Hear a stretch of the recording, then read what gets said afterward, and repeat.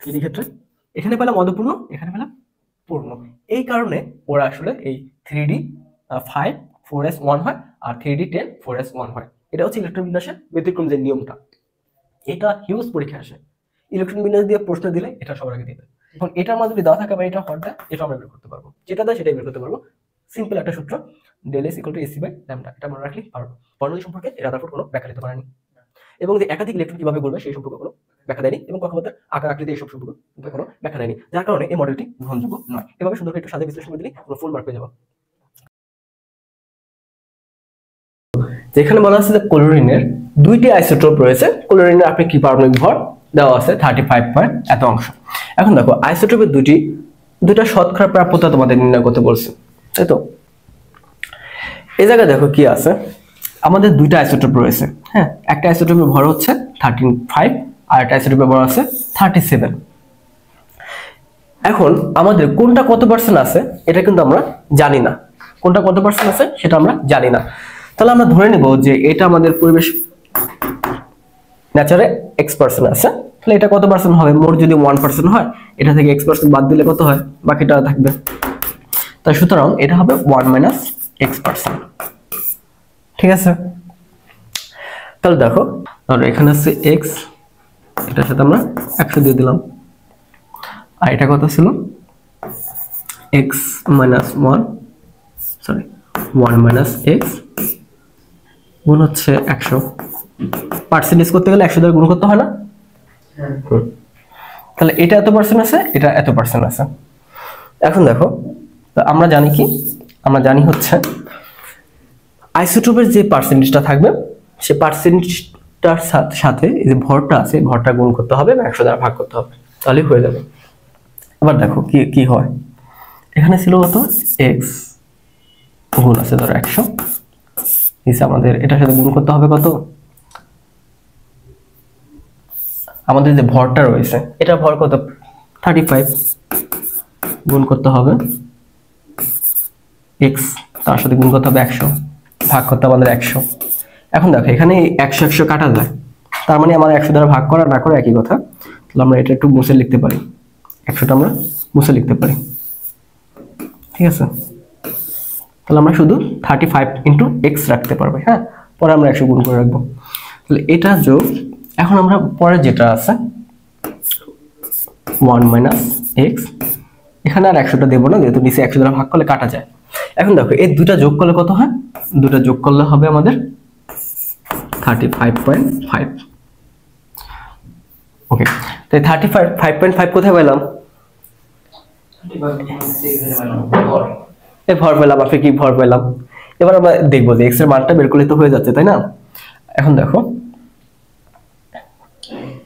এটার সাথে গুণ আকারে কি ছিল? এটার সাথে ভরটা গুণ আকারে ছিল না 37, ওটা তো দেওয়া হয়নি। এবার দেখো আমরা যদি কাজটা করি, এখানে হবে 35x প্লাস এই জায়গায় কত হবে? 37 মাইনাস এটার সাথে এটা গুণ করলে 37x = 35.5। আচ্ছা, এবার দেখো এখানে আছে কত? 37x, এখানে আছে 35x, দুইটা কাটাকাটি করলে মানে বিয়োগ করলে কত হয়? -2x হয়, আর এখানে থাকে 37, আর এখানে থাকে 5। ওকে, এবার দেখো আমাদের কি রাখতে হবে? x এর মান বের করতে হবে, তাই না? x এর মান বের করতে হবে, তাহলে 2x টা রেখে আমাদের কি করব? 35 থেকে 5 বিয়োগ 37 বিয়োগ করে দিতে হবে। এটা অফিসে নিয়ে গেলে এটা অফিসে নিয়ে যেতে হবে, তাই না? তাহলে কত দাঁড়ায়? -1.5। এবার দেখো আমাদের কি আছে, বের করতে হবে কিসের মান? x এর মান, তাই না? তাহলে -2x গুণাকার আছে, ওই পাশে কি হবে? ভাগাকার হবে। তাহলে ভাগ করলে কত হয়? -0.75। আচ্ছা, মাইনাস হবে না, মাইনাস মাইনাসে কাটা যাচ্ছে, তাহলে 0.75। তাহলে x এর মান কত পেলাম? 0.75। এখন এটাকে যদি আমরা পার্সেন্টেজ করি, তাহলে 100 দ্বারা গুণ করতে হবে, 100 দ্বারা গুণ করতে হবে না? তাহলে এটাকে যদি আমরা 100 দ্বারা গুণ করি, তখন চলে আসে কত? 75%। তাহলে দেখো আমরা যে এই x এর মান পেয়ে গেলাম 75%, তার মানে ক্লোরিন 17, মানে যে 35, ক্লোরিন 35 এর মানটা আমরা x ধরে নিছিলাম না, তাহলে এটার শতকরা পরিমাণ কত পেলাম 35%। ওকে 75%। তাহলে পরেরটা কত হবে 100 থেকে বাদ দিলে যত হয়, মনে করো 1 থেকে বাদ দেই, এখানে দেখো 100 থেকে যদি আমি 37 বাদ দিই কত হয় 25%। ওকে, তাহলে একটা পেয়ে গেলাম আমরা 75% আর একটা পেয়ে গেলাম 25%। তাহলে দেখো আমাদের এই জায়গায় একটারও শতকরা পরিমাণ কিন্তু দেওয়া ছিল না, তারপর আমরা বের করতে পারছি। ঠিক আছে, একটাও ছিল না, তারপর আমরা বের করতে পারছি। কিভাবে বের করলাম, একটাকে আমরা x ধরে নিলাম, আরেকটাকে আমরা কি ধরে নিলাম y ধরে নিলাম, একটাকে x ধরে নিলাম, একটাকে একটা x ধরে নিলাম, একটাকে 1 - x ধরে নিলাম। তারপর আমরা এইভাবে ক্যালকুলেশন করলাম, ক্যালকুলেশন করে x এর মানটা বের করলাম। x এর মানটা বের হলো কত 75%, এবং তার থেকে যদি আমরা 100% থেকে বাদ দেই তাহলে বাকিটা থাকে 25%। এভাবে আমরা বের করতে পারি। এখন দেখো এটাকে যদি আবার এভাবে করতো, মানে একটার মান দিয়ে দিত, মনে করো এখানে পার্সেন্টেজটা দিয়ে দিত, এটাই আরেকভাবে কোশ্চেন করা যায়। সেটা হচ্ছে দেখো এখানে এটা তোমাকে দিয়ে দিবে 75%, এটা দিয়ে দিল 25%। এখন তোমাকে বললো যে আসলে এদের কোনটার ভর কত, মানে এটা ভরটা তো দিয়ে দেয় নেই, মানে এর আপেক্ষিক ভর, মানে এটা আমি দিব না। এবার মনে করো এখানে এটা আমি মুছে দিলাম, তোমাকে এবার পার্সেন্টেজ দেওয়া আছে, পার্সেন্টেজ দিয়ে বলতেছে যে আপেক্ষিক ভর এটা তোমাকে নির্ণয় করো, মানে উল্টা কাজ। তখন আমরা কিন্তু ওই সেম কাজটা করব, যে পার্সেন্টেজের সাথে ভরটা গুণ করব। হ্যাঁ, সেম কাজটা করব, এই পার্সেন্টেজের সাথে ভরটা গুণ করব। 35 গুণ করতে হবে কত, 35 এর সাথে 75 ভাগ করতে হবে কত 100। ঠিক আছে, যোগ। আবার দেখো এই জায়গায় কত আছে 37, তার সাথে গুণ করতে কত 25, যেহেতু আমরা পার্সেন্টেজ দিনে 100 গুণ করে দিতে হবে। ওকে, এখন এটা হিসাব করলে তো বের হয়ে যায় ভর কত হবে এটা,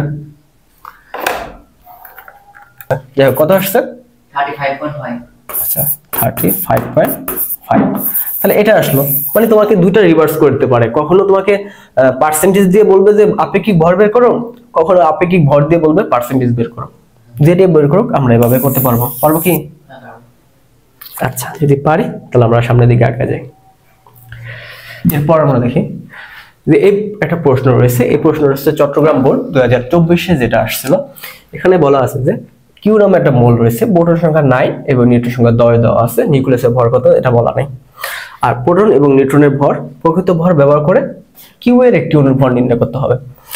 একটা খেয়াল করো, এখানে বলছে যে এর প্রকৃত ভরটা ব্যবহার করতে হবে। তার মানে এই প্রোটন যেটা রয়েছে ওর যে প্রকৃত ভর আছে, প্রোটনের প্রকৃত ভর কত 1.673 × 10⁻⁻24, এবং নিউটনের প্রকৃত ভর কত, 1.67 একটু বেশি × 10⁻⁻24। আচ্ছা, এটা দেওয়া আছে। এখন এই প্রোটন এবং নিউট্রনের ভর তো পাইলাম, এদের প্রকৃত ভর পাইলাম, ব্যবহার করে কিউ এর একটি অণুর ভর বের করতে হবে। এখন দেখো কিউতে কয়টা প্রোটন রয়েছে, 9টা প্রোটন রয়েছে। তার মানে আমরা কত দিয়ে গুণ করতে হবে, 9 দ্বারা গুণ করতে হবে না, এটার সাথে গুণ করতে হবে কত 9 দ্বারা। আর কয়টা নিউট্রন রয়েছে 10টা, এটার সাথে গুণ করতে হবে কত 10 দ্বারা। তাহলে একটা মান বের হবে, এখানে গুণ করলে কত মান বের হবে, একটা মান বের হবে, এবং এখানে গুণ করলে একটা মান বের হবে। ঠিক আছে, এটাতে গুণ করলে মনে করো 1.6775 × 10⁻⁻23 হবে আর কি, একটা কমে যাবে যেহেতু 10 দ্বারা গুণ। এটাও সামথিং একটা মান চলে আসবে, মনে করো যে এখানে। আচ্ছা, এটা মান আসছে আমাদের 1.5 ×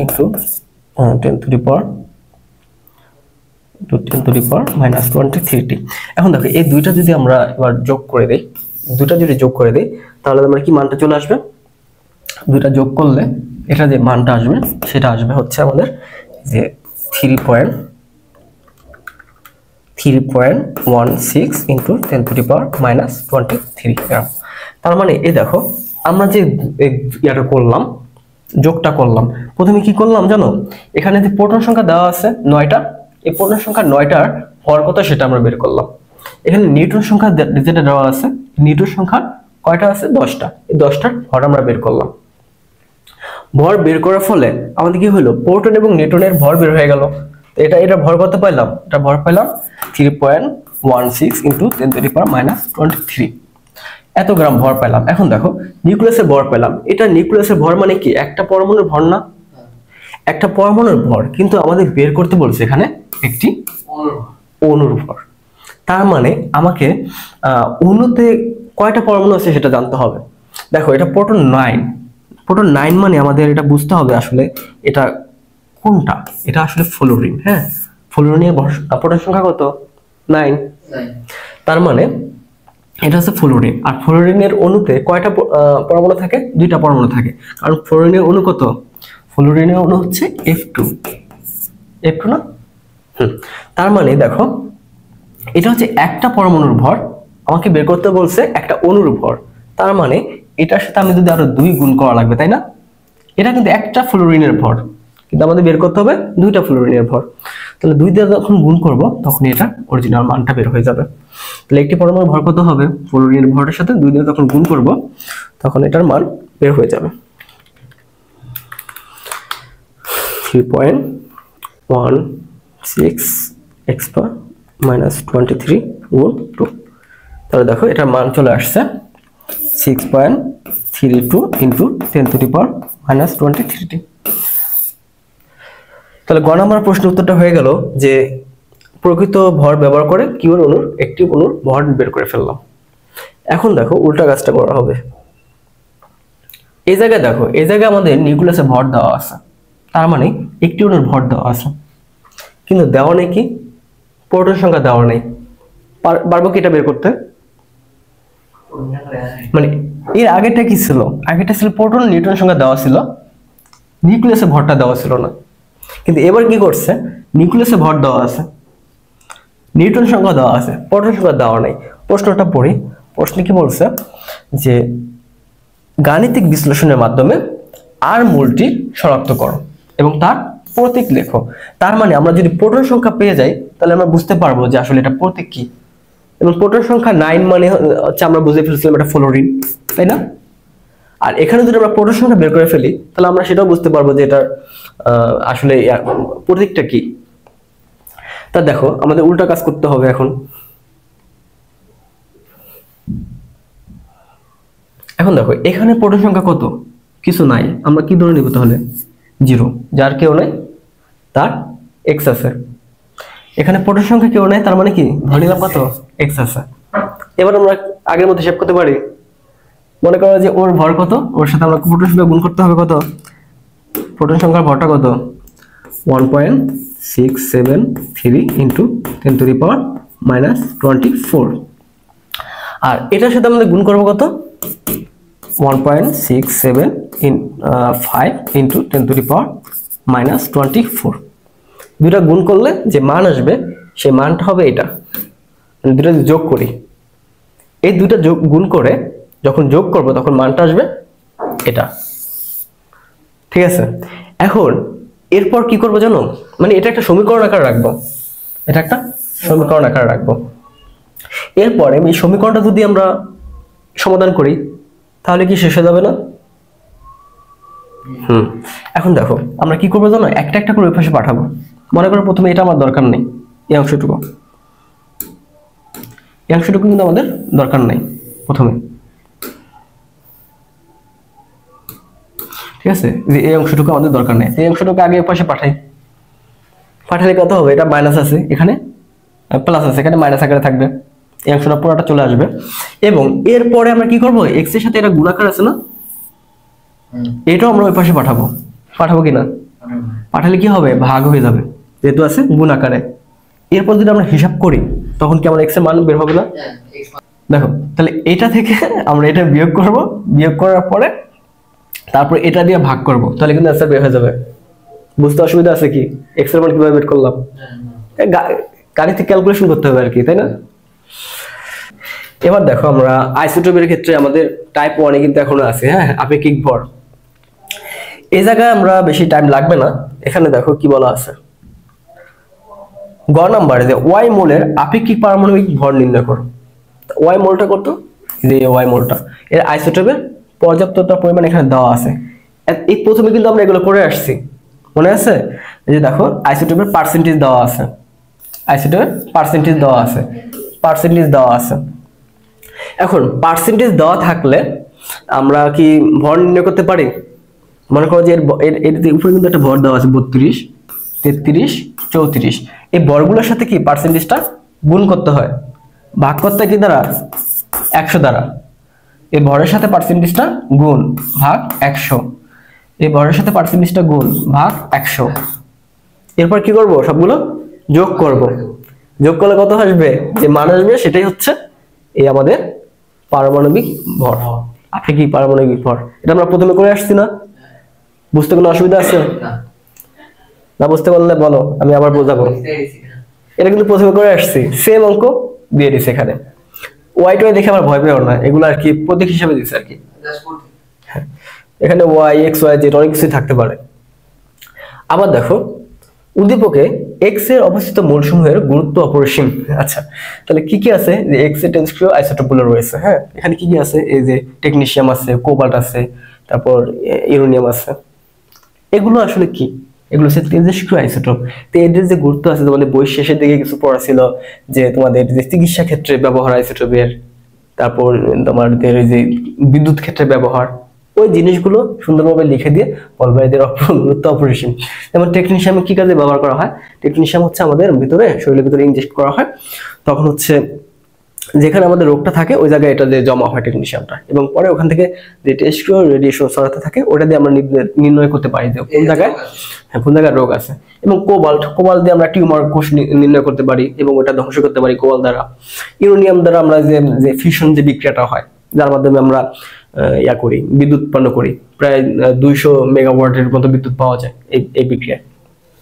তাহলে এই জিনিসগুলো তোমাকে সুন্দরভাবে লিখে দিতে হবে, এই টেকনিশিয়ামের কি কাজ, কোবাল্টের কি কাজ, ইউরেনিয়ামের কি কাজ, এগুলো লিখে তারপর বলতে হবে যে এক্স এ অবস্থিত মোলসমূহের গুরুত্ব অপরিসীম। তাহলে তোমাদের এই কোশ্চেনটা সলভ হয়ে যাবে। সহজ না কঠিন এটা? এটা কিন্তু বোর্ডে আসছে, চট্টগ্রাম বোর্ডে 2021-এ। আচ্ছা, ঠিক আছে, দেখো বোর্ডের কোশ্চেন কত সহজ আসে, ভয় পাওয়ার কোনো কারণ নেই। এবার আমরা টাইপ 2 তে চলে আসবো, যে আমাদের বিখ্যাত মডেলগুলো ছিল, যে পরমাণু মডেল। এটা আমি খুব সুন্দরভাবে ব্যাখ্যা করছিলাম টাইপ 1-এ। এখানে তোমাদের প্রশ্ন দিয়ে রাখলাম, যেহেতু এখানে কিছু ম্যাথমেটিক্যাল টার্ম কিছু নাই, এই জন্য একটা প্রশ্ন নিলাম। দেখো কি নিয়ে আসছে, দেখো গ নম্বরে উদ্দীপকের 2 নং পরমাণু মডেলটি ব্যাখ্যা করো। 2 নম্বর পরমাণু মডেল কোনটা? এটা। এই যে 2 নম্বর পরমাণু মডেলে কি হচ্ছে, যে বর্ণালী সৃষ্টি হচ্ছে, যে শক্তি বিকরণ হচ্ছে, আবার এক শক্তি স্তর থেকে আরেক শক্তি স্তর নেমে আসছে। এটা আসলে কোন পরমাণু মডেলে ছিল বলতো? বোর পরমাণু মডেলে ছিল এটা। যে বোর পরমাণু মডেলে এক শক্তি স্তর থেকে আরেক শক্তি স্তরে ইলেকট্রন চলে আসতো, আবার চলে যেত, এবং রেডিয়েশন ছড়াতো, এনার্জি পাওয়া যেত, এসব জিনিসপত্র ছিল আর কি। তাহলে এটা ব্যাখ্যা করতে হবে। তখন এগুলো কিভাবে ব্যাখ্যা করবা? তোমরা 1 নম্বর 2 নম্বর দিয়ে ব্যাখ্যা করবা, যে এখানে যে শক্তি স্তরের ইয়াটা ছিল, টার্মটা ছিল শক্তি স্তর। ঠিক আছে, এই যে শক্তি স্তরের ব্যাখ্যাটা দিছিল, বোর কি ব্যাখ্যা দিয়েছিল শক্তি স্তরের সম্পর্কে? যে ইলেকট্রনগুলো যখন একই শক্তি স্তরে ঘুরে তখন এরা শক্তি হারায় না, শক্তি বিকরণ করে না। এরা মনে করো যখন একই শক্তি স্তরে ঘুরতে থাকবে তখন এরা শক্তি বিকরণ করবে না। তার মানে কি ওরা সবসময় এই কক্ষপথে ঘুরতে থাকবে, একটা কথা বলেছিল। এবং পরে আবার বলছিল যে আরো আমাদের যে ভরবেগটা ছিল, কণিক ভরবেগের কথা বলছিল। ইলেকট্রনটা ঘুরতে থাকবে, একটা কিছু ঘুরতে থাকলে তার তো একটা কণিক ভরবেগ থাকে, কারণ একটা কিছু চলতে থাকে, হ্যাঁ, ওর একটা কি ভরবেগ থাকে, এমভি। একটা কিছু ঘুরতে থাকলে তার ভরবেগ কি হয়, এমভি।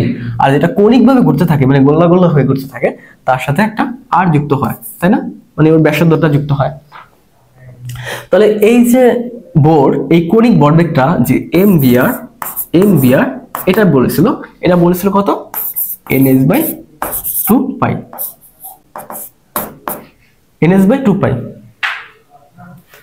এটা বলেছিল, এটা সুন্দরভাবে ব্যাখ্যা করে দিবা। এবং সবার শেষে বলছিল যেটা গুরুত্বপূর্ণ, যেটা যে বর্ণালীর বিষয়। বর্ণালীর বিষয় যে এক শক্তি স্তর থেকে যখন আরেক শক্তি স্তরে আসবে তখন কি হয়, শক্তি বিকিরিত করে। ঠিক আছে, বা যাবে শক্তি বিকিরিত করে বা শক্তি শোষিত করে বা বিকিরিত করে। হ্যাঁ, এই কথাগুলো বলছিল যেখানে শক্তি শক্তি বিকিরিত বা শোষিত এই কথা বলা আছে। আর কি পরিমাণ শক্তি হয় মানে বর্ণালী সৃষ্টির জন্য এই ডেলএস এর মানটা আমাদের এখানে বলে দিয়েছিল, সেটা হচ্ছে আমাদের এইচ মিউ যেটা ছিল, এইচ মিউ ছিল এবং এখানে ছিল মিউ মানে হচ্ছে সি বাই ল্যামডা, আর এইচ তো গুণাকার থাকবে। তার মানে আমরা যদি দেখলি লিখি delta H equal to H C by lambda. ঠিক আছে, এই ইকুয়েশনটা কেউ দিয়েছিল যে এই পরিমাণ শক্তি আসলে এখানে শোষিত হবে বা হবে, নির্গত হবে। তাহলে বোর এই কথাগুলো বলছিল যে শক্তি স্তরের একটা ধারণা দিছিল, কণিক ভরবেগের ধারণা দিছিল, এবং এই যে শক্তি নির্গত শক্তি এটা একটা সূত্র দিয়েছিল যে কিভাবে হবে। তো এইভাবে সুন্দর মতো এটা ব্যাখ্যা করা যাবে না 2 নং পরমাণু মডেলটি বা বোর পরমাণু মডেলটি। ওকে, এখন গণনা বলছিল কি যে 1 নং পরমাণু মডেলটি গ্রহণযোগ্যতা নয় কেন, মানে গ্রহণযোগ্য নয় কেন। 1 নং পরমাণু মডেল কোনটা, এই যে রাদারফোর্ড যে পরমাণু মডেলটা ছিল, ওর অনেকগুলো সীমাবদ্ধ ছিল, যে এই চার্জগুলো ইলেকট্রনগুলো রয়েছে এরা হচ্ছে নেগেটিভ চার্জ ধর্মী, এদেরকে তুলনা করছিল যে গ্রহের সাথে তুলনা করছিল না,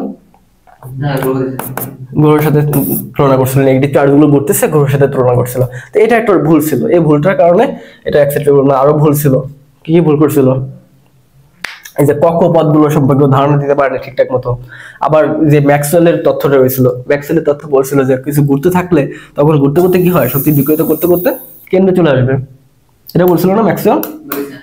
এই যে ঘুরতে করতে এদের কেন্দ্রে চলে আসবে, তখন হ্যাঁ তখন পরমাণু মডেলটা কি হয়, পরমাণুটি হ্যাঁ ডিস্ট্রয় হয়ে যাবে।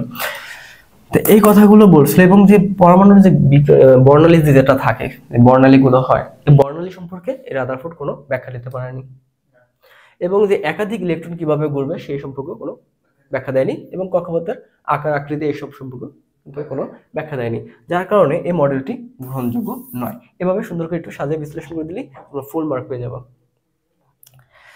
আচ্ছা, পরমাণু টাইপ 2 শেষ হলো, এখন আমরা টাইপ 3 তে যাবো, কণিক ভরবেগ, যেটা আমরা একটু আগে দেখলাম। এটা খুবই সহজ, একটু আগে দেখলাম আমরা, যে আমরা বললাম যে কোনো কিছু যদি সোজা উঠে থাকে তখন কি থাকে, একটা ভরবেগ থাকে, ভর গুণ বেগ, মানে কি ভরবেগ। আর যখন এটা গোল্লা হয়ে ঘুরবে আর কি, হ্যাঁ গোল্লা হয়ে ঘুরবে তখন কি হবে, এটার একটা ভরবেগ থাকবে, মানে এম গুণ বি থাকবে, সাথে একটা আর থাকবে, তাই না। এখন এই যে বোর বলছিল যে একটা পরমাণুর ক্ষেত্রে যখন ঘুরতে থাকে, তখন এই কণিক ভরবেগটার মান দিয়ে দিছিল, সেই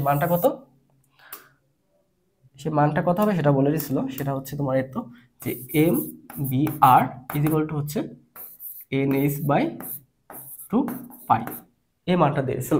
এখানে দেখো, এখানে এন দ্বারা কি বোঝায়, এন দ্বারা বোঝায় এই যে শক্তি স্তরগুলো, যে এই শক্তি স্তর, যে একটা শক্তি স্তর, দুইটা শক্তি স্তর, তিনটা শক্তি স্তর, এই শক্তি স্তরকে এন দ্বারা বোঝায়। আর এইচ কি, এইচ হচ্ছে প্লাঙ্কের ধ্রুবক। মনে আছে 6.626 ইন্টু 10⁻⁻34 জুল সেকেন্ড, এটা ছিল। এটা অনেকে এইভাবে লেখে, কেজি দিয়ে যদি লিখি আমরা, কেজি মিটার পার সেকেন্ড, এটাও লেখে, KG square metre per second, এটাও লেখে অনেকে। ঠিক আছে, যে যেটা লেখুক সমস্যা নেই। আচ্ছা, এটা হচ্ছে প্লাঙ্কের ধ্রুবক, এবং এটা হচ্ছে শক্তি স্তরটা, এটা হচ্ছে কি শক্তি স্তর। আর 2 পাই তো 2 পাই কনস্ট্যান্ট মান।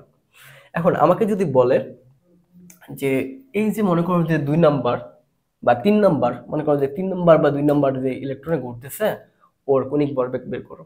মনে করো আমি বললাম যে 3 নাম্বার যেটা ঘুরতেছে ওর কণিক ভরবেগ বের করো, তখন আমরা কি করব, তখন আমরা এই n এর জায়গায় 3 বসা দেব, তাই না। আর এখানে প্লাঙ্কের ধ্রুবক যেটা আছে 6.626 ইন্টু 10⁻34 এগুলো দেবো, আর নিচে 2 পাই দিয়ে দেবো, তাহলে আমাদের মান বের হয়ে যাবে, একটা ক্যালকুলেশন করলে বের হয়ে যাবে। ঠিক আছে, তাহলে এটা যদি আসে খুবই সহজে করতে পারবা, এবং এটা খুবই গুরুত্বপূর্ণ, আসলে শুধু আসে না, এটা কিন্তু তোমাদের খুব গুরুত্বপূর্ণ, পরীক্ষা আসে, বোর্ড পরীক্ষায় অনেকবার এই কোশ্চেনটা চলে আসে যে কণিক ভরবেগ বের করো। আচ্ছা, আমরা পরের স্লাইডে চলে যাই। এই জায়গায় একটা প্রবলেম দেওয়া আছে তোমাদের। মনে করো এম সেলে কত বেগে ঘুরতেছে। এম সেল মানে কি, দেখো এটা তো যদি কেন্দ্র ধরি, প্রথমটা কি হয় কে সেল, পরেরটা এম সেল, তারপরটা এল সেল, এভাবে থাকে না?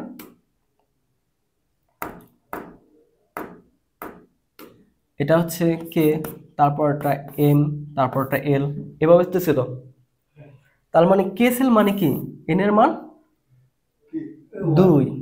কে সেল এম সেল মানে কি, এম সেল মানে হচ্ছে এন এর মান 2। বোঝা গেছে? এখন এই 2 নম্বর কক্ষপথে কত বেগে ঘুরবে, তোমাকে দেখো 2 নম্বর কক্ষপথ না বলে এম সেল বলে দিছে, একটু যাতে তোমরা একটু মানে বুঝতে না পারো বা একটু কঠিন করার জন্য আর কি। হ্যাঁ, আসলে এটা সহজ ছিল।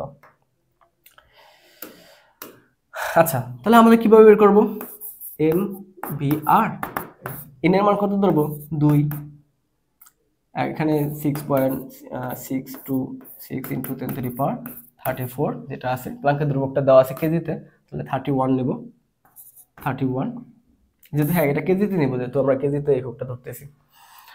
আর হচ্ছে কেজি মিটার স্কোয়ার দেওয়া হয়েছে, sorry 34 metre square KG per second. আর এখানে আমাদের 2 পাই দিতে হবে, 2 পাই, বাস এটা ক্যালকুলেশন করলে আমাদের কত বেগে ঘুরবে। এবার একটা চিন্তা করো, একটু ট্রিকি কাজ করতেছে, তোমাকে বলছে যে ভরবেগ কত সেটা বের করতে না, কত বেগে ঘুরবা সেটা বের করতে বলছে। তার মানে কি জানো, তার মানে এখানে এই বির মানটা বের করতে হবে। লক্ষ্য করো, আমাকে কিন্তু কৌণিক ভরবেগ বের করতে বলেনি, আমাকে বলছে কত বেগে ঘুরবে, তাহলে বেগ কত এই বিটা। তার মানে আমাকে এটা হিসাব করার পরও এই যে এম আর আর ওই পাশে নিয়ে ভাগ করে দিতে হবে। বুঝতে পারছো? হ্যাঁ, যেহেতু আমরা আমরা শুধু বিটা রাখবো, তাহলে আমরা শুধু, হ্যাঁ যদি শুধু যদি বিটা রাখি তাহলে এম আর আর ওই পাশে চলে যাবে না আমাদের। আমি শুধু ইকুয়েশনটা করে রাখি, ক্যালকুলেশন করতে তো বিরাট বড় বড় ক্যালকুলেশন চলে আসে, বুঝই তো ক্যালকুলেশন করতে গেলে কি অবস্থা হয়।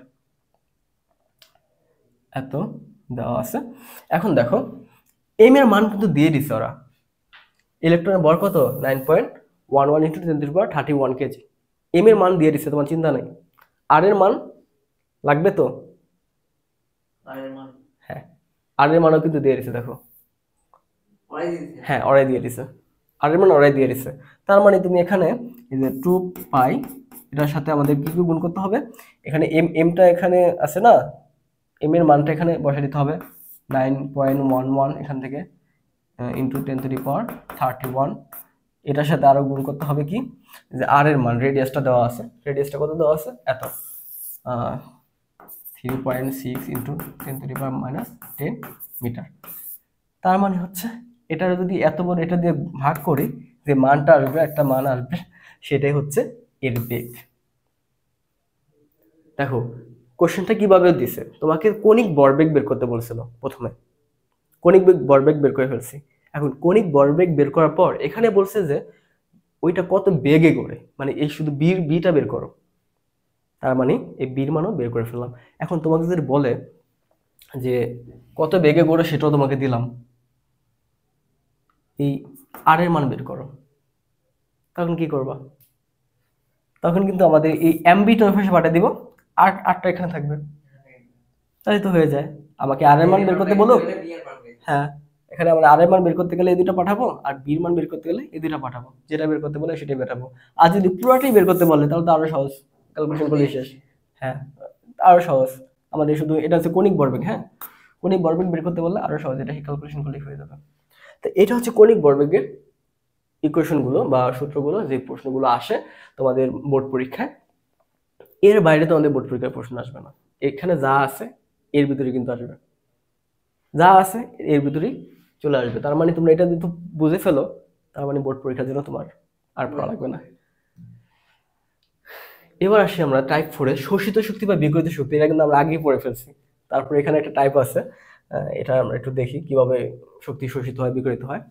একটা প্রবলেম দেওয়া আছে, দেখো তৃতীয় শক্তি স্তর থেকে দ্বিতীয় শক্তি স্তরে চলে আসতেছে, মানে এখানে এই 3 নাম্বার থেকে এই 2 নম্বরে আসবে আর কি। এখন আমরা তো জানি যে বোর তথ্য অনুসারে যখন একই একই শক্তি স্তরে ঘোরে তখন শক্তি বিকিরিত হয় না, কিন্তু যখন ও এক শক্তি স্তর থেকে আরেক শক্তি স্তরে যায় তখন কিন্তু শক্তি বিকিরিত করে। এখন সেই শক্তি বিকিরিত করে এখন তার কি পরিমাণ শক্তি নির্গত করবে আর কি, সেটা আমাদের বের করতে হবে, সেটা বের করতে হবে। তাহলে এক্ষেত্রে আমরা জানি কি যে ডেল এস এর মানটা ডেল এর মানটা আমরা জানি এইচ মিউ, যেটাকে আমরা আরেকটু ক্যালকুলেশন করলে যে এইচ সি বাই ল্যামডা। হ্যাঁ, এইচ সি বাই ল্যামডা। এখন এটা হচ্ছে আমাদের ইকুয়েশনটা। এই ইকুয়েশনে আমাদের দেখো এইচ এর মান কত, প্লাঙ্কের ধ্রুবক, এটা আমরা সবসময় জানি। এস কি প্লাঙ্কের ধ্রুবক, ওইটা 6.626 হিবিজিবি 34 এটা। এবং সির মান কত, সির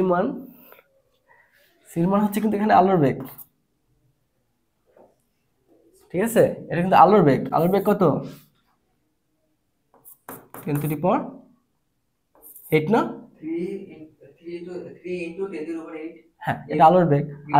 আর ল্যামডার মান কত, ল্যামডার মান হচ্ছে, আমরা তো জানি না ল্যামডার মান কত। দেখো ল্যামডার মান এখানে দিয়ে দিছে 550 ন্যানোমিটার। তাহলে ল্যামডার মানটা আমাদের দেওয়া আছে, ল্যামডা দেওয়া আছে 5 ন্যানোমিটার, ঠিক আছে। এই যে মানটা দিল, এখন আমরা কি হিসাবটা করতে পারবো কি পরিমাণ শক্তি নির্গত হয়েছে।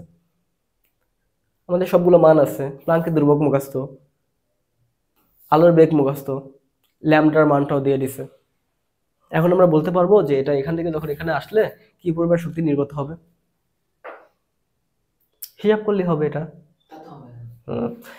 এবার দেখো তোমাকে যদি উল্টা কিছু বলে, যেমন এখানে থেকে বলো যে ল্যামডার মান বের করো, তোমাকে এই শক্তির মান দিয়ে দিল, মনে করো যে এই পরিমাণ একটা শক্তি বের হবে। এখন শক্তি দিয়ে দেওয়ার পরে তোমাকে বলতেছে ল্যামডা মান বের করো, তখন কিভাবে বের করবে? হ্যাঁ, মনে করো যে ডেল স্টার মানটা দিয়ে দিল তোমাকে, এটা ছিল এইচ সি বাই ল্যামডা। এখন ল্যামডাটা আমাদের এই পাশে নিয়ে যাবো, দিতে হয় যদি আমরা এভাবে নিচে অন ধরি, এটার সাথে গুণাকার আছে, তখন আমাদের এইচ সি বাই এখানে ডেল স্টার নিচে চলে আসবে, এভাবে না? হুম, না আমাদের যা বলে তাই বের করতে পারবো। ল্যামডা বের করতে বললে ল্যামডা বের করতে পারবো, আর কি পরিমাণ শক্তি নির্গত হবে তাও বের করতে পারবো, যেটা বলে আমাদের, যেটা দেওয়া হয়। এখানে বলছে ল্যামডা মানটা দেওয়া আছে, আমাদের ডেল স্টার মান বের করতে বলছে। এখন এটার মান যদি দেওয়া থাকে বা এটা হট দেয়, এটা আমরা বের করতে পারবো, যেটা দেয় সেটাই বের করতে পারবো। সিম্পল একটা সূত্র, del S equal to AC by lambda, এটা মনে রাখলেই পারবো, শুধু ক্যালকুলেশন করলেই হয়ে যাচ্ছে। আমাকে ক্যালকুলেশন করে দেখাতে হবে এটা কিভাবে হয়েছে, জানো তো ক্যালকুলেটর উল্টা পাল্টা মান চলে আসতেছে। হ্যাঁ, এবার লাস্ট টপিক ইলেকট্রন বিন্যাস। এটা খুব সিম্পলি ভাবে আমি বুঝাই দিছিলাম যে তোমাদের পার্ট 1-এ। তোমরা যদি পার্ট 1 কেউ না দেখে থাকো, অবশ্যই পার্ট 1টা দেখে আসো। ওখানে পার্ট 1-এ সাবসেকশন মেবি 3-তে না, সাবসেকশন 3-তে এই ইলেকট্রন বিন্যাসের নারী নক্ষত্র যা আছে সব কিন্তু খুব সুন্দরভাবে বুঝাই দিচ্ছে ইলেকট্রন বিন্যাস। ওটা যদি বুঝে ফেলো বা দেখে ফেলো তাহলে এটা তোমার কাছে খুবই ইজি লাগবে। তখন ইলেকট্রন বিন্যাস আসলে কি এরকম একটা কনফিগারেশন থাকে যে 1s2 2s2 2p6 3s2 3p6 এভাবে থাকে, তোমাদের ইলেকট্রন বিন্যাস করতে বলে আর কি, পরীক্ষায় আসলে যেভাবে আসে। এটা আসলে কি সোডিয়াম, এই সোডিয়াম কত 11। এখন সোডিয়ামের ইলেকট্রন বিন্যাসটা করতে বললো, কিভাবে করবা 1s2 2s2 2p6 3s2 3p6, বাস শেষ। এই পর্যন্ত কত 10। আর এটা আচ্ছা এটা সোডিয়াম না, এটা দেওয়া আছে আমাদের অ্যালুমিনিয়াম দেওয়া আছে যেহেতু 30। মানে হচ্ছে আমাদের এই যে কনফিগারেশনটা আছে না, এটা তৈরি করে আমাদের যতটা ইলেকট্রন দিয়ে দিতে হবে। তোমার শুধু জানতে হবে যে কোনটা মাথায় কয়টা করে ইলেকট্রন বসতে পারে।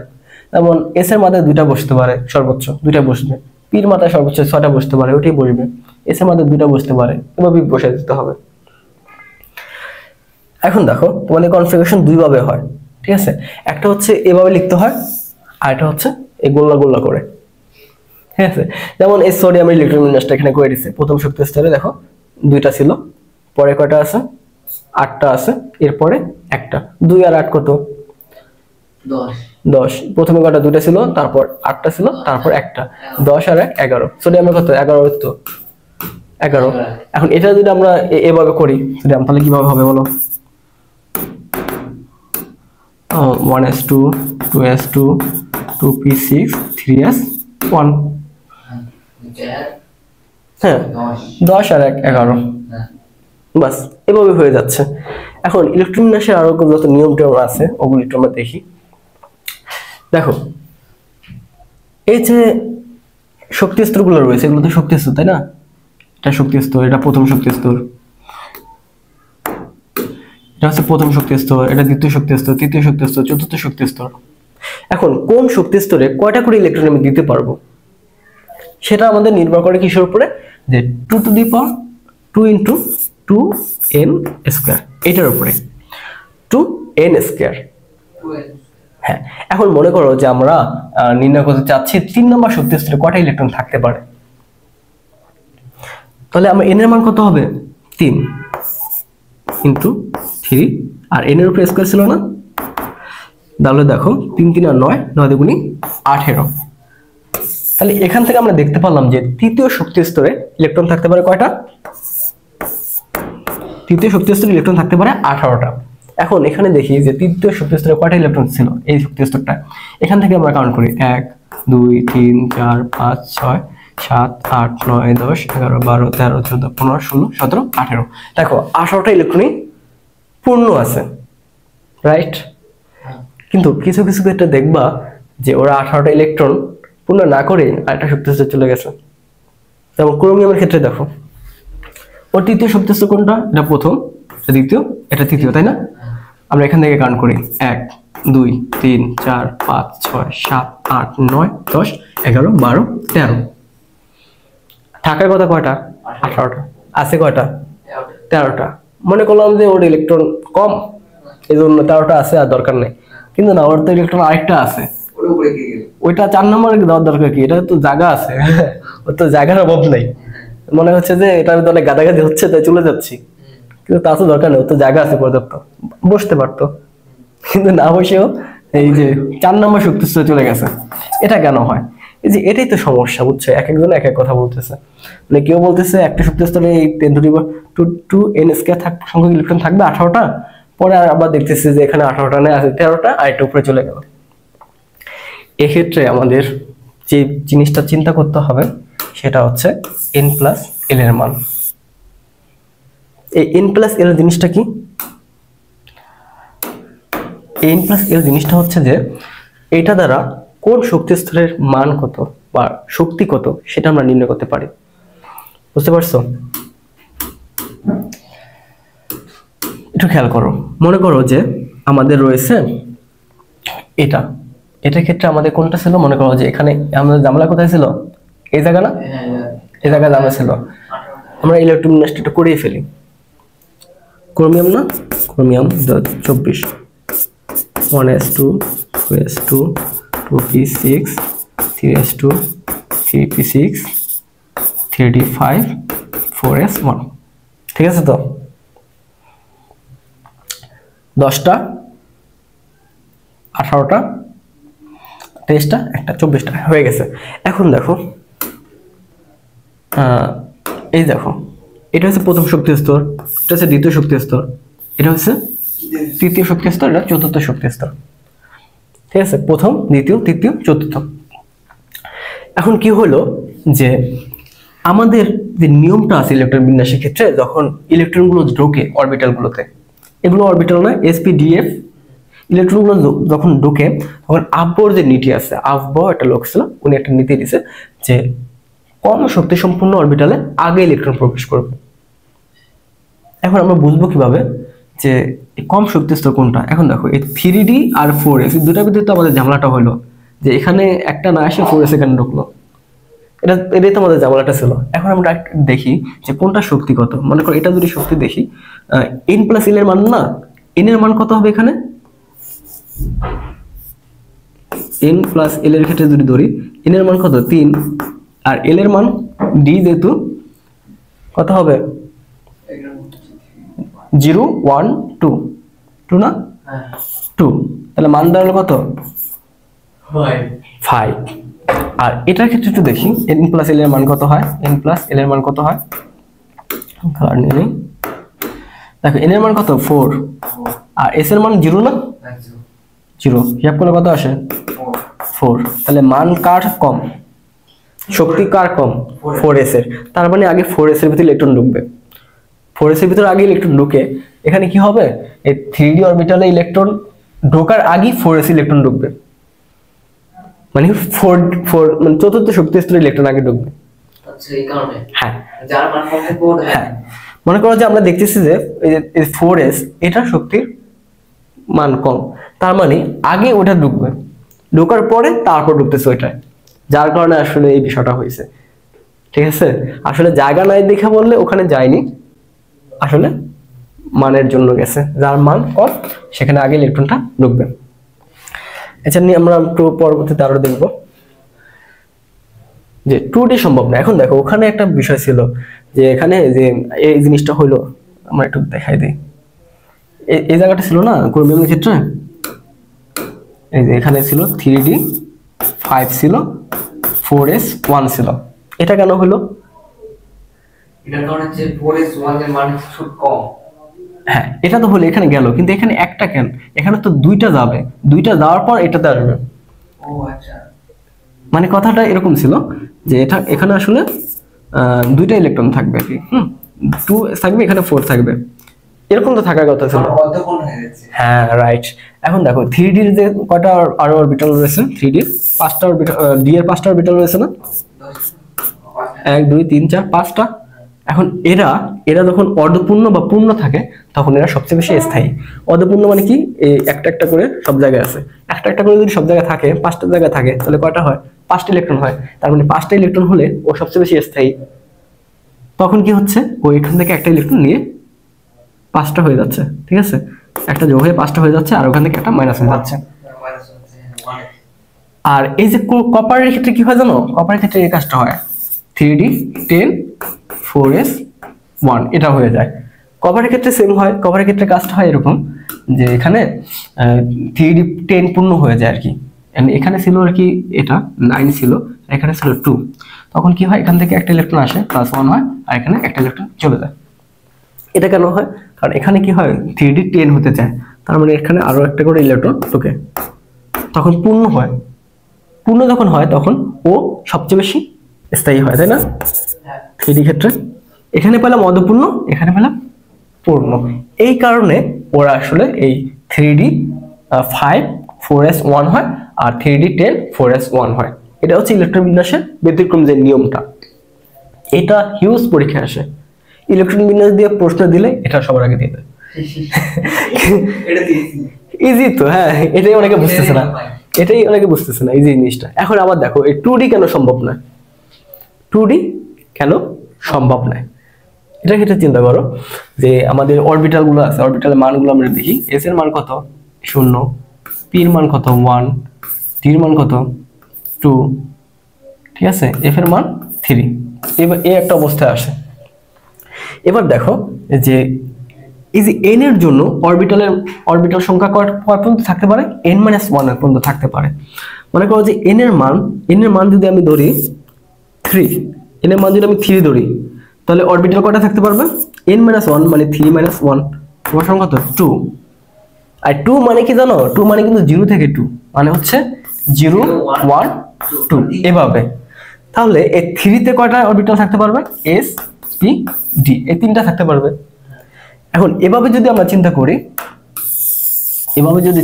মনে করো যে n এর মান এখন আমরা কত ধরবো, 2 ধরবো, যেহেতু 2D সম্ভব না এখানে, তো n এর মান কত ধরলাম 2 ধরলে অরবিটালের সংখ্যা কত 2 - 1, তার মানে কত হচ্ছে 1। আর 1 মানে কি জানো, 1 মানে হচ্ছে 0 1। হ্যাঁ 1 মানে 0 আচ্ছা 0 তে কি হয় s, আর 1 এ কি হয় p, d পর্যন্ত কি যাওয়া সম্ভব, না যাওয়া সম্ভব নয়, এজন্য এই 2D সম্ভব নয়। কঠিন কি এটা, নাই এটা তোমাদের খ নম্বর প্রশ্নে আসবে, এই চ্যাপ্টার দিয়ে কোশ্চেন করলে এই 2D কেন সম্ভব নয় খ নম্বরে আসবে, ভালোভাবে নোট করে রাখো। এরপর দেখো লাস্ট যে স্লাইডটা রয়েছে, এটা হলি তোমাদের মুক্তি। এখানে ওই সেম কথাগুলি একটু বলা আছে, হ্যাঁ, যে 3D অরবিটাল আগে 4s অরবিটালে কেন ইলেকট্রন স্থান নেয়, এটাকে আমরা আগেই তো বলে দিছি, বলতে হবে নতুন করে আবার, না কারণ 3D এর মান কত n প্লাস l, এর মান কত 5, 3d, হ্যাঁ 5, আর 4s এর মান কত 4 প্লাস 0 সমান কত 4। যেহেতু এই 4s এর মান কম, 4s এর শক্তি স্তর মান কম, তার মানে অরবিটাল ইলেকট্রন আগে ঢুকবে, তাই 3d অরবিটাল আগে 4s অরবিটালে ইলেকট্রন স্থান নেয়। এগুলো কিন্তু খ নম্বরের জন্য খুবই ইম্পর্টেন্ট, খ নম্বরের জন্য। হ্যাঁ, 4s অরবিটালের পরে 4p তে না গিয়ে কেন 3d তে যায়? এখানে একটা জিনিস চিন্তা করো, এই জায়গায় দেখো 4s এর ভ্যালুটা 4 প্লাস 0 সমান সমান কত হয় 4s এর ক্ষেত্রে, হ্যাঁ এখানে 4, আর 3d এর যে ভ্যালুটা 4p তে যে ভ্যালুটা 4 প্লাস 1 হয়, এটা আর কি ভ্যালুটা কত হয় 5। এখন কথা হচ্ছে এটা তো গেল, এখন 3d এর ভ্যালুটা কত সেটা একটু বের করব। 3d এর ভ্যালুটা কত হবে বলো তো? 3 প্লাস 2 কত হয় 5। একটা ঝামেলা হয়েছে বলতো, এই 3d আর এই 4s 4p তে কি ঝামেলা একটা হয়েছে? দুটার মান কত? এটার মান 5, এটার মান 5। এখন দুটার মানে তো 5, এখন ইলেকট্রন কোনটা নেব, 3d তে নেব না 4p তে নেব? ঝামেলা তো হয়ে গেছে তাই না? এখন এই ক্ষেত্রে মনে রাখবা যার এই শক্তি স্তর কম 3d, ওটার ভিতরে আগে ঢুকবে। এখানে শক্তি স্তর কে 4p, এটা শক্তি স্তর বেশি। এই জন্য যখন এই সেম জিনিস হয়ে যাবে না, তখন আমরা চিন্তা করবো শক্তি স্তর নিয়ে। হ্যাঁ, তার কার শক্তি স্তর কম? দেখো এখানে 3d শক্তি স্তর কম, তার মানে ওতে আগে ইলেকট্রন স্থান নেবে। বুঝতে পারছো? এটা কিন্তু একটু ট্রিকি ছিল না?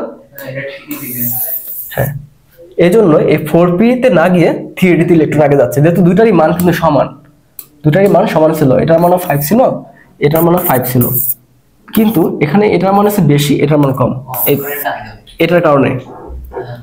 তাহলে এই পর্যন্ত ছিল যে এই চ্যাপ্টারের যত কথা ছিল, যত ইকুয়েশন ছিল, যত ম্যাথ ছিল, যে তোমাদের পরমাণু আপেক্ষিক পারমাণবিক ভরগুলো ছিল, যে 10 টু দি পাওয়ার, এগুলো মানগুলো খুব হিবিজিবি, একটু সাবধানে ক্যালকুলেশন করবা। যে তো আমারই দেখছো বারবার ভুল চলে আসে, ঠিক আছে? ঠান্ডা মাথায় একটু হিসাব করতে হবে আর কি। 10 টু দি পাওয়ার অনেক তো দশমিক সংখ্যা টঙ্কা থাকে, ভুল হয়ে যেতে পারে। এগুলো ঠান্ডা মাথায় একটু আলোচনা করবা, ইয়াগুলো করবা, ক্যালকুলেশন গুলো করবা। আচ্ছা, ইলেকট্রন বিন্যাসে একটা দেওয়া আছে, এটা তোমরা দেখতে পারো, আমি একটু বলেই দিই কি হচ্ছিল। যে পি কিউ আর তিনটি মৌল যাদের নিউক্লিয়াসে পূর্ণ সংখ্যা রয়েছে 21, 29 ও 18। তো এরা কি করবে না, এই পি এবং কিউ, এদের পি এবং কিউ আর, আচ্ছা কিউ মানে কোনটা 29টা, আর আর মানে কোনটা 18টা। এখন উভয় ইলেকট্রন বিন্যাস স্বাভাবিক নিয়মে মেনে চলে কিনা, এটা খুবই ভাইরাল কোশ্চেন। ভাইরাল কোশ্চেন মানে এই ধরনের কোশ্চেন পরীক্ষা আসে সেম। এখন এটাকে আমার বলে দিতে হবে কোনটা স্বাভাবিক হবে কোনটা অস্বাভাবিক হবে। 29 মানে কি, এটা কি, এটা কপার, আর এটা কোনটা আর্গন। আর্গন যদি স্বাভাবিক না হয় আর কার স্বাভাবিক হবে, তাই না? এখন দেখো আর্গন যদি স্বাভাবিক না হয় তার কার স্বাভাবিক হবে? আর কপারের যদি একটা অস্বাভাবিক হয়, আমরা দুইটা ব্যতিক্রম পাইছি, কোনটা কোনটা হয়, কপার আর একটা কি হয় ক্রোমিয়াম। এই কপার আর একটা হচ্ছে ক্রোমিয়াম, এই দুইটার ইলেকট্রন বিন্যাসটা মনে রাখবে, তাহলে এই চ্যাপ্টার খেল খতম। মানে ইলেকট্রন বিন্যাসটা আটকাতে পারবে না, আসবে এই দুইটা নিয়ে।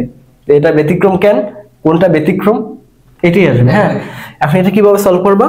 প্রথমে দুইটা ইলেকট্রন বিন্যাস করবা, কপারের ইলেকট্রন বিন্যাস করবা, আর্গনের ইলেকট্রন বিন্যাস করবা।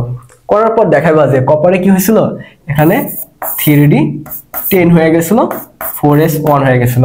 যেটা হওয়ার কথা ছিল 4s 2 3d 9, এটা না হয়ে 3d 10 হয়ে গেছে, 4s 1 হচ্ছে, মানে সুস্থিতি হওয়ার জন্য। এই জিনিসগুলো একটু লিখে দিবা এই চ্যাপ্টার, মানে এই সুন্দর, মানে তোমার একটা কোশ্চেনটা সলভ হয়ে যাবে এবং ভালো একটা নাম্বার পাবা। আচ্ছা, এখন দেখি তৃতীয় চ্যাপ্টার শেষ হলো। তৃতীয় চ্যাপ্টার আমরা কত দূর আগাইছি আমাদের এসএসসি কেমিস্ট্রি এক্সপ্রেসে। দেখো এই যে 1 থেকে শুরু করছিলাম রাস্তা ধরে, 1 থেকে শুরু করছিলাম, এখান থেকে আমরা আস্তে আস্তে এই যেখান থেকে আস্তে আস্তে আমরা এই তৃতীয় চ্যাপ্টার এই পর্যন্ত চলে আসছি, মানে তৃতীয় চ্যাপ্টার শেষ করে ফেলছি এই পর্যন্ত। দেখো এই পর্যন্ত শেষ করে ফেলছি, এই যে গাড়ি দৌড়াচ্ছে। হ্যাঁ, আমরা কি করবো এরপর আস্তে আস্তে যেতে যেতে একদম এই 12টা চ্যাপ্টার আছে, এই 12টা চ্যাপ্টার পুরোটা আমরা শেষ করে ফেলবো। ঠিক আছে, এ পর্যন্ত ছিল যে এসএসসি কেমিস্ট্রি এক্সপ্রেস কোর্সের যে তৃতীয় অধ্যায়টা রয়েছে তার পার্ট 2। আগামী ক্লাসে তোমাদের পার্ট এসএসসি কেমিস্ট্রির যেই 4 যে চ্যাপ্টারটা রয়েছে, চতুর্থ চ্যাপ্টার, সেটা নিয়ে আমরা আলোচনা করবো পার্ট 1 এর পর্যায় সারণীটা। ওটা আরো ম্যাজিক রয়েছে, ওটার অনেক আকর্ষণীয় বিষয়গুলো রয়েছে, ওটা তোমাদের জন্য রইল।